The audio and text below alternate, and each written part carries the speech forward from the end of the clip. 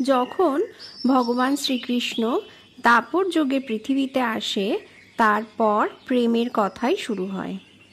রাধার সাথে দেখা হবার পর তা আরও প্রসিদ্ধ হয়। সেই যুগ থেকেই শ্রীকৃষ্ণ প্রেম ও স্নেহের প্রতীক হিসাবে মানা হয়ে আসছে।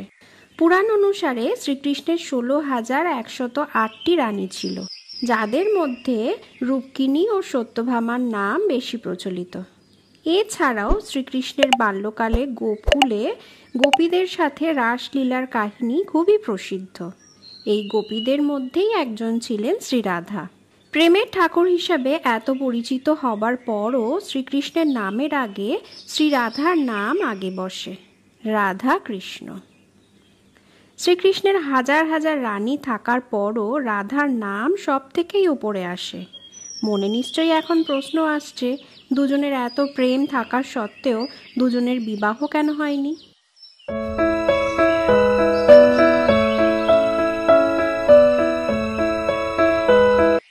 শ্রীকৃষ্ণ ছিলেন শ্রী বিষ্ণুর অবতার।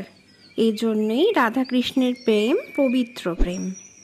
এমন কিছু ঘটনার জন্য তাদের বিবাহ সম্পন্ন হয়নি, তা অনেকের মনেই প্রশ্ন আসে। ভগবান হবার জন্য তাদের কাছে তো কোনো কিছুই অসম্ভব নয়, কিন্তু তিনি অবতার নিয়েছিলেন মানব রূপে। তাই কর্ম, দায়িত্ব ও কর্তব্য সম্পন্ন করার জন্য বদ্ধপরিকর ছিলেন। কংসকে বধ করবার জন্য ও অধর্মের নাশ করার জন্য পৃথিবীতে আসেন। এজন্যই তাকে বৃন্দাবন ছাড়তে হয়েছিল। শ্রীকৃষ্ণ গোকুল, নন্দগাঁও, তারপর বর্ষানা ও তারপর বৃন্দাবনে থাকতে শুরু করেন। সেইখানেই রাধাকৃষ্ণ প্রেমলীলা হতো। ব্রহ্মবৈবর্ত পুরাণে রাধার অনেক কথা পাওয়া যায়। বর্ষানার মুখিয়া বৃষভানু ও কৃত্তিকার ঘরে জন্ম নেন রাধারানী। বর্ষানার সবার নয়নমণি ছিলেন তিনি। ছোট থেকেই একসঙ্গে বড় হতে থাকেন রাধারানী ও কৃষ্ণ। সবসময় তারা একসঙ্গে থাকতেই বেশি পছন্দ করতেন, কিন্তু নিয়তির টানে তা কখনোই সম্ভব হয় না।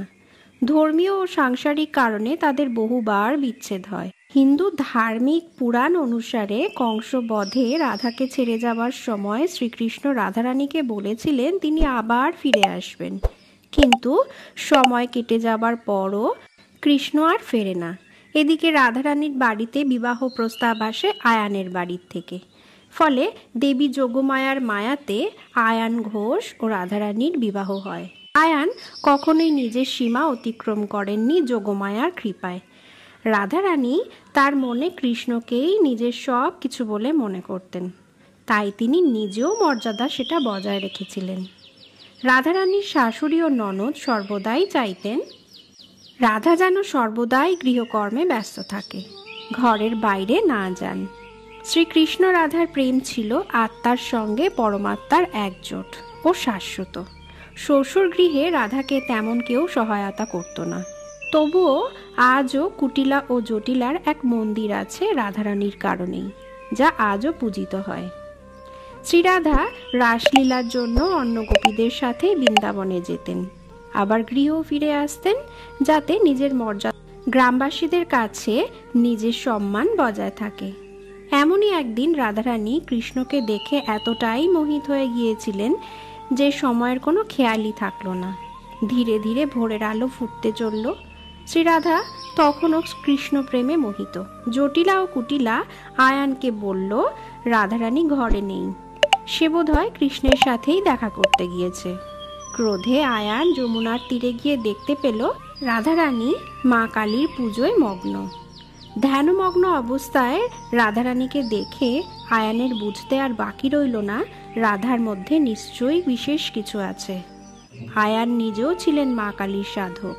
সে ভাবল এতদিন ধরে সে নিজে পুজো করে এত বিভোর হতে পারেনি, আর রাধা এত কম সময় বিভোর হয়ে পড়ল কিভাবে?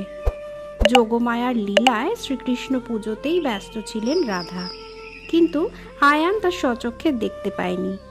অন্যদিকে কুটিলা গ্রামবাসীদের ডেকে এনে দেখায় সমগ্র গ্রামবাসীরাও শ্রীকৃষ্ণের কালী রূপের দর্শন করে, আর একমাত্র রাধা দর্শন পান শ্রীকৃষ্ণের। গ্রামবাসীরা এতে রাধার ওপর আরও আস্থার সঞ্চার করে ও কৃষ্ণ প্রেম অবনত্ব লাভ করে। এইভাবেই শ্রীকৃষ্ণ কালী রূপে আবির্ভূত হয়েছিলেন। কেমন লাগলো বন্ধুরা, তা কমেন্ট করে অবশ্যই জানাবেন।